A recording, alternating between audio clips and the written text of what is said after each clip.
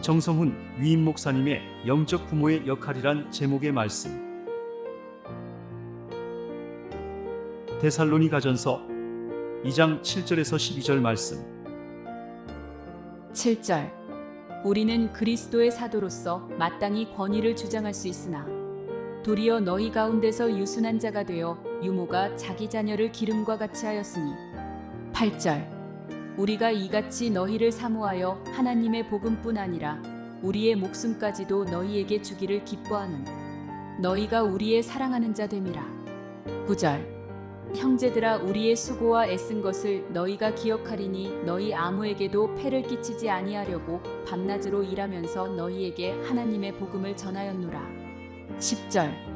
우리가 너희 믿는 자들을 향하여 어떻게 거룩하고 옳고 흠없이 행하였는지에 대하여 너희가 증인이요 하나님도 그러하시도다. 11절. 너희도 아는 바와 같이 우리가 너희 각 사람에게 아버지가 자기 자녀에게 하듯 권면하고 위로하고 경계하노니. 12절. 너희는 너희를 부르사 자기 나라와 영광에 이르게 하시는 하나님께 합당히 행하게 하려 함이라. 아멘. 교회 성장을 굴러가게 하는 두 바퀴가 있습니다. 하나는 전도요, 다른 하나는 양육이라 할 수 있습니다. 전도와 양육은 때려야 뗄 수 없는 동전의 양면과 같은 밀접한 관련을 가지고 있습니다. 전도 없이 양육이 이루어질 수 없고 양육 없이 영혼의 재생산이 이루어질 수가 없습니다. 전도가 가는 곳에 양육이 있고 양육이 있는 곳에 영혼을 재생산하는 이러한 결과가 얻어지게 된다는 것입니다. 나는 전도했으니 내 책임은 다했다, 이렇게 말씀하시는 분들은 하나는 알고 둘은 모르는 분이라고 할 수 있습니다. 전도를 해놓고 양육이 따라가지 않으면 그 사람은 어줍잖은 신앙인으로 머무르게 될 것입니다. 그러므로 전도를 했으면 반드시 전도한 사람에 대한 양육이 따라야 합니다. 전도가 영혼을 구원하는 일이라고 한다면 양육은 영혼을 구원한 사람을 성숙한 그리스도인으로 만들어가는 일이라고 할 수 있습니다. 왜 양육에 힘써야 하는 것일까요?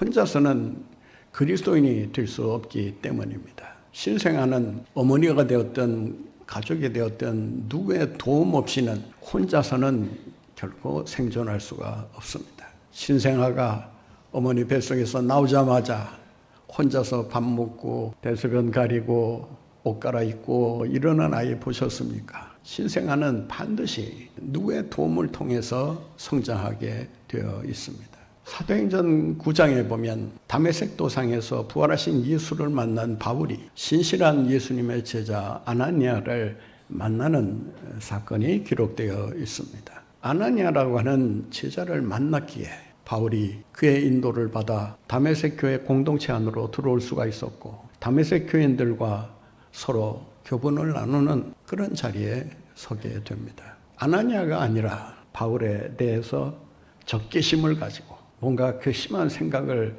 가지고 있는 사람이 바울의 멘토가 되었다면 그럴 리는 없겠지만 만약 그런 일이 일어난다면 바울의 신앙은 결코 성장할 수가 없었을 것입니다. 아나니아를 통해서 세심한 배려를 받고 또 그의 기도를 통해서 그가 새 사람으로 거듭나게 됩니다. 하나님의 일꾼으로 나아가기 위한 그러한 기초 준비를 아나니아를 통해서 하게 되었던 것입니다. 사도행전 18장에 보면 아볼로라고 하는 탁월한 신앙인이 등장합니다. 그는 재능도 있었고 은사도 남달랐습니다.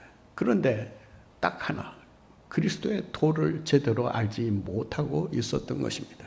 복음을 제대로 알지 못하고 있었기에 그의 은사나 재능이 빛을 발하지 못하고 있었던 것입니다. 이를 유심히 지켜보던 아굴라 브리스길라 부부가 그를 데려다가 그리스도의 도를 가르쳐주고 복음을 정확히 설명해 줌으로써 그를 위대한 설교자로 다시금 거듭나게 해 주었던 것입니다. 아굴라 브리스길라라고 하는 이 두 부부를 만나지 못했다면 아굴라는 초대교회가 존경하고 따를 만한 그런 좋은 일꾼으로 성장하지 못했을 것입니다. 혼자서는 그리스도인이 될 수 없다. 따라서 좋은 그리스도인으로 만들기 위해서는 반드시 양육이 뒤따라야 한다라고 하는 것입니다. 양육이 왜 필요할까요? 왜 양육을 해야 하는 것일까요? 새신자가 교회에 왔을 때 교회 문화에 스스로 적응하고 정착하기까지에는 많은 시간이 걸리게 됩니다. 오자마자 예배 따라하고 성경 척척 펴서 읽고 또 찬송가 그냥 성도들이 부르는 그런 찬송가를 따라서 그렇게 찬양을 하는 사람은 아마 없을 것입니다. 기도하는 법도 배워야 하고 예배 드리는 법도 배워야 하고 예배 순서의 의미도 시간을 따라서 배우기도 하고 또 스스로 경험하기도 하면서 예배를 통해서 은혜 받는 그런 체험을 스스로 할 수 있어야 예배가 주는 축복을 받아 누릴 수가 있게 되는 것입니다. 성경책도 어디를 펴서 읽으라 하면 처음부터 어디에 무슨 책이 있는지 척척 알아서 그 책을 펴들고 읽는 새신자는 아마 거의 볼 수가 없을 것입니다. 만약 그런 사람이라면 믿기 전에 아마 성경을 나름대로 그저 취미 삼아 읽었거나 교양을 위해서 성경을 읽는 그 정도에 지나지 않는다라고 할 수 있을 것입니다. 그러니까 모든 순서도 하나하나 배워야 하고 또 성도들이 하는 그 인사법도 배워야 그래야 따라할 수 있는 거 아니겠습니까? 성도들이 만나서 할렐루야, 아멘, 이렇게 인사를 하면 도대체 할렐루야, 아멘이 무슨 뜻인지 모르는 상태에서 생소하게 들릴 수밖에 없을 것입니다. 적응하는데 많은 시간이 필요한 것이 사실입니다. 여러분도 처음 예수 믿고 신앙생활하게 되었을 그때를 한번 생각해 보세요. 아마 제대로 적응하지 못해서 이게 무슨 순서인가, 왜 이렇게 하는가, 어색해하고 낯설어하는 그런 경험들이 있었을 것입니다. 저 역시도 어린 시절에 좀 당황했던 그런 기억이 하나 있습니다. 지금도 그 기억이 생생한데 그 어린 시절에 교회 학교 예배만 드리다가 어른 예배에 참여를 해서 어른들과 함께 예배를 드렸던 때가 있습니다. 근데 순서를 진행하는데 어느 순서인가 갑자기 모든 성도들이 큰 소리로 뭔가를 고백하면서 외치는 거예요.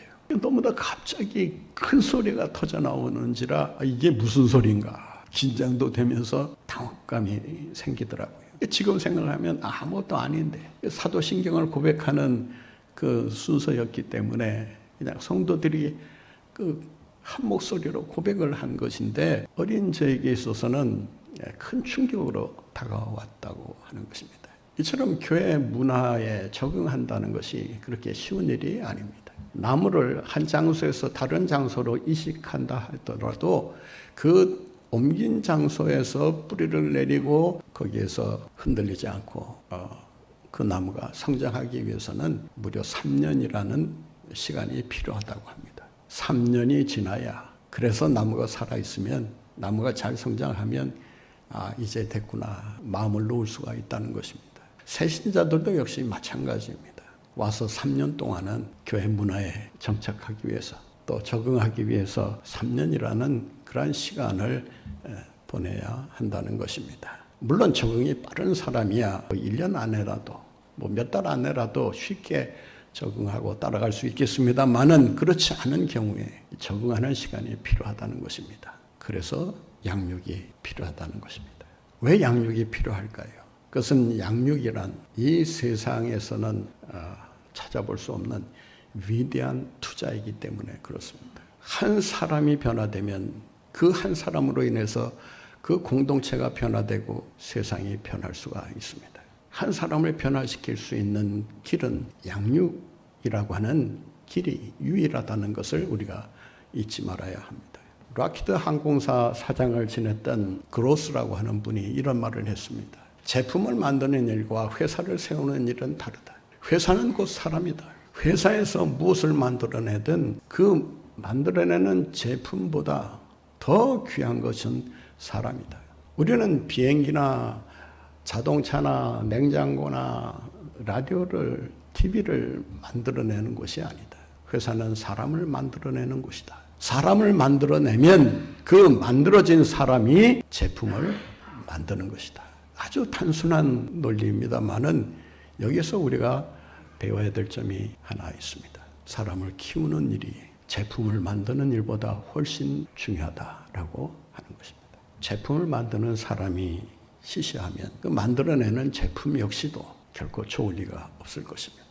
인도의 수상을 지냈던 마하트마 간디라는 분이 있습니다. 이 마하트마 간디가 영국 유학을 할 때 외롭기도 하고 유학 생활이 힘들기도 하고 또 지치기도 해서 위로를 받을까 싶어서 한 교회를 찾아갑니다.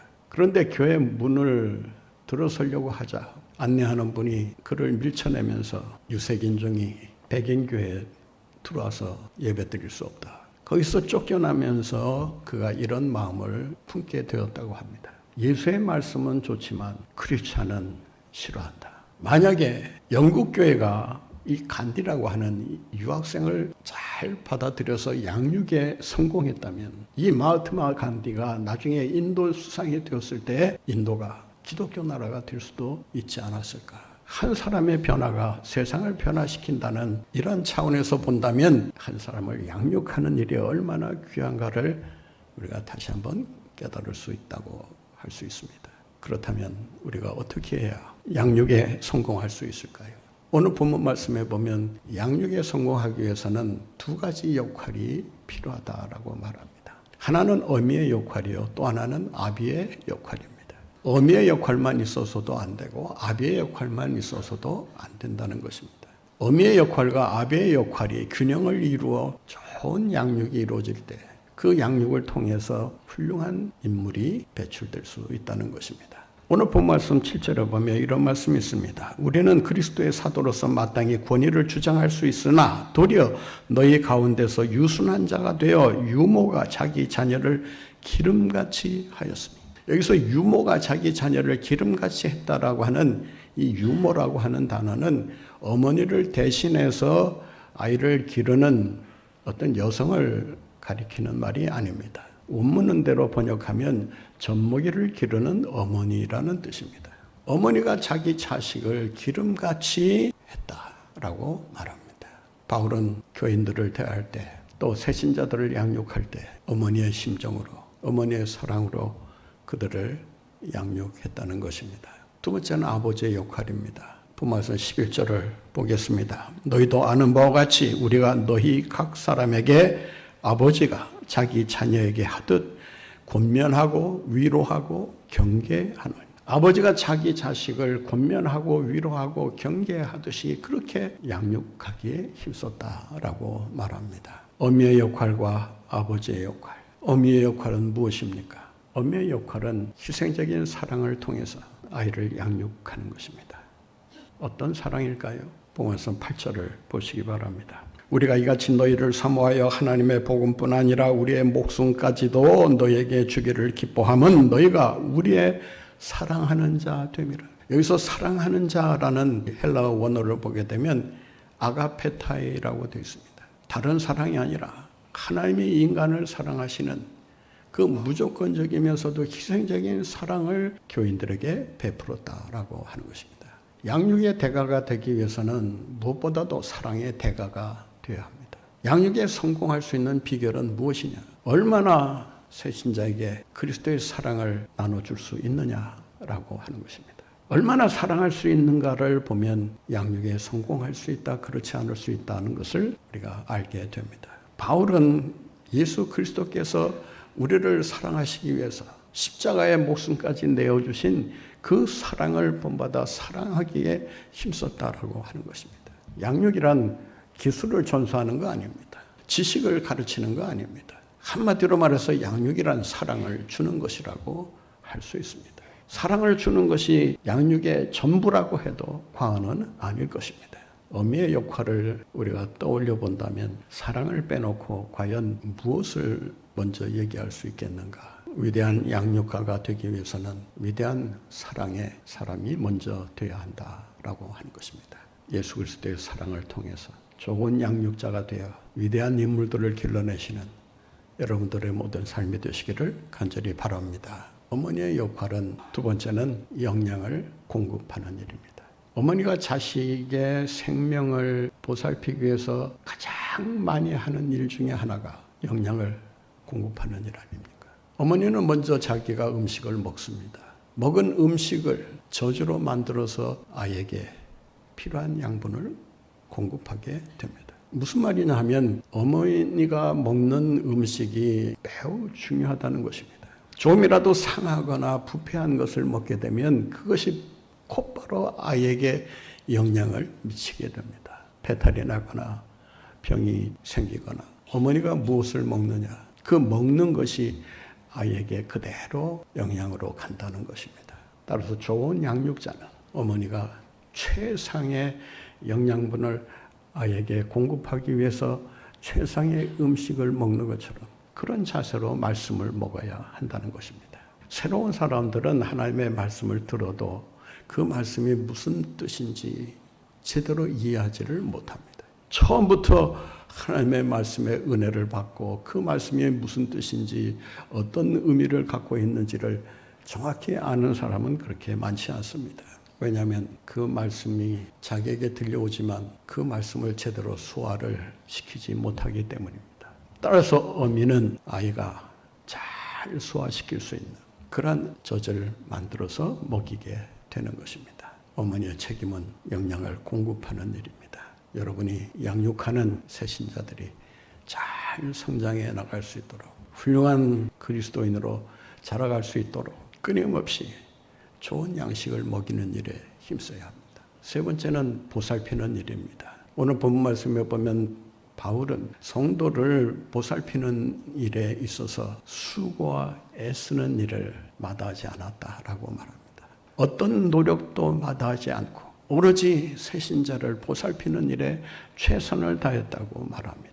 9절을 한번 보겠습니다. 형제들아 우리의 수고와 애쓴 것을 너희가 기억하리니 너희 아무에게도 폐를 끼치지 아니하려고 밤낮으로 일하면서 너에게 하나님의 복음을 전하였노라. 어머니의 역할은 수고와 애씀 이 두 단어로 집약될 수 있습니다. 24시간 아이들의 행동과 소리에 주목하면서 끊임없이 아이를 건강하게 키우기 위해서 최선을 다하는 이런 어머니의 자세가 우리에게 있어야 한다는 것입니다. 어머니의 역할은 사랑입니다. 영양을 공급하는 일입니다. 수고와 애씀을 통해서 보살피는 일입니다. 그렇다면 아버지의 역할은 무엇일까요?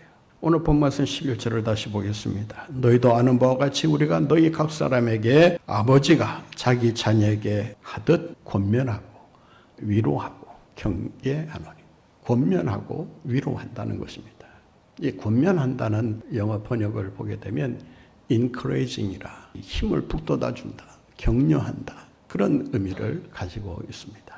원문도 우리말로는 권면한다고 번역을 했지만 좀 더 정확한 번역은 격려하는 일이라고 할 수 있습니다. 아비의 역할 중에 최고의 역할을 하나 꼽으라면 자식을 격려하는 것입니다. 자식은 아버지의 격려를 통해서 성장한다고 해도 과언이 아닙니다. 제 얘기를 해서 미안합니다만은 이해하고 들으시기 바랍니다. 어릴 때 부모가 하도 엄하셔서 격려의 격자도 들어보지를 못했어요. 그런데 어쩌다가 야, 너 정말 말 잘 듣는구나. 뭐 이런 소리 한마디 듣게 되면 그 격려를 받았을 때 그때의 기분은 무엇과도 비교할 수 없을 정도로 그냥 막 가슴이 뛰고 설레는 이런 마음을 감출 수가 없었던 적이 있습니다. 아비의 격려, 이것은 자식을 살리는 힘이 됩니다. 자식으로 하여금 크게 성장해 나갈 수 있는 원동력이 된다라고 하는 것입니다. 여러분 아이들이 이 걸음마를 배울 때 처음에는 이제 몸을 뒤집다가 그 다음에는 기어다니다가 그 다음에는 일어서다가 조금씩 이제 다리에 힘이 생기면 걸음마를 시작하지 않습니까? 그 처음 걸음마를 뛸 때에 그 아이들의 모습을 보면 상당히 위태롭지 않습니까? 조마조마하기도 하고 아니나 다를까 뭐 주저앉기도 하고 뭐 넘어지기도 하고 그리고 다시 일어나서 또 발걸음을 떼려고 하는 그러한 모습들을 볼 때 부모의 마음에 대견하다는 생각이 들지 않습니까? 그러니까 비틀비틀대면서 한 걸음 떼려고 할 때 부모들이 그 아이를 응원하면서 하는 말이 뭐예요? 어떤 말을 주로 아이에게 전해옵니까? 발을 뛰려고 할 때 내 새끼 영타 영타 영타 영타 격려하면요 아이가 용을 씁니다. 계속 실패를 되풀이하지만 끝내는 발걸음을 옮기고 또 다음 발걸음을 옮깁니다. 부모의 격려에 기대에 부응하고자 하는 그 마음이 아이에게 생기는 것입니다. 여러분 앞에 자리에 계신 분들과 한번 인사해 보세요. 영타 하지 마시고 영하십니다. 대단하십니다. 대단하십니다. 용하십니다. 여러분 감사합니다. 이 격려를 받으면 힘이 더 생겨요. 아비의 역할을 격려하는 일임을 잊지 마시기를 바랍니다. 집에서든 직장에서든 교회에서든 여러분 힘이 꼬여가지고 그냥 이리 삐뚤 저리 삐뚤 그냥 그 중심을 찾아가려면 한참 걸리듯이 그렇게 살지 마시고 격려하면서 멋진 영적 아비로 승리하며 살아가시는 여러분들 모두가 되시기를 바랍니다. 아버지의 두 번째 역할은 경계하는 일입니다. 어떤 아버지도 아이가 응석바지로만 자라는 것을 원하는 분이 없습니다. 시련에 맞서 고난에 맞서 인생의 환난에 맞서 당당히 싸워 이길 수 있는 그런 강한 자녀를 기르고 싶어하는 것이 아비의 마음 아니겠습니까? 언제까지나 의존적으로 살면서 쓰고 하는 그런 아이를 원하는 그런 부모는 없을 것입니다. 여기서 경계한다라고 하는 말은 강하게 훈련시킨다 그 말입니다. 새신자라고 해서 무한정 봐준다고 하는 것은 이건 그 새신자를 망치는 일이 될 수밖에 없습니다. 바른 길을 가도록 하기 위해서 정말 하나님의 기뻐하시는 뜻을 이루며 살아가도록 하기 위해서 그리스도로부터 멀어지지 않도록 하기 위해서 강하게 훈련시켜야 하는 것입니다. 아버지의 강한 훈련이 강한 자식을 만들어내는 것입니다. 세 번째는 좋은 본을 보이는 것입니다. 아비는 가정의 생계를 책임지는 역할을 해야 합니다. 그러나 그 역할 못지않게 생활의 모범을 통해서 그리스도인의 삶은 어떠해야 하는가를 보여주는 일이 중요하다는 것입니다. 왜냐하면 새신자는 양육하는 사람을 따라서 보고 배우게 됩니다. 주일 성수하면 주일 성수하는 것을 배웁니다. 하나님 사랑하는 모습을 보여주면 하나님 사랑하는 그러한 삶을 살기 위해서 애쓰게 됩니다. 헌금 생활에 진실하면 그 헌금 생활을 배우면서 따라하게 됩니다. 양육자의 역할이 얼마나 중요한가를 우리는 다시 한번 깨달을 수 있어야 합니다. 바울은 교인들에게 어떤 모범된 삶을 살았는가를 이렇게 고백하고 있습니다. 본 말씀 10절 말씀 보겠습니다. 우리가 너희 믿는 자들을 향하여 어떻게 거룩하고 옳고 흠없이 행하였는지에 대하여 너희가 증인이요 하나님도 그러하시도다. 하나님 보시기에나 사람 보기에나 거룩하고 옳고 흠없는 그런 모범된 삶을 통해서 교인들을 양육해 나갔다라고 하는 것입니다.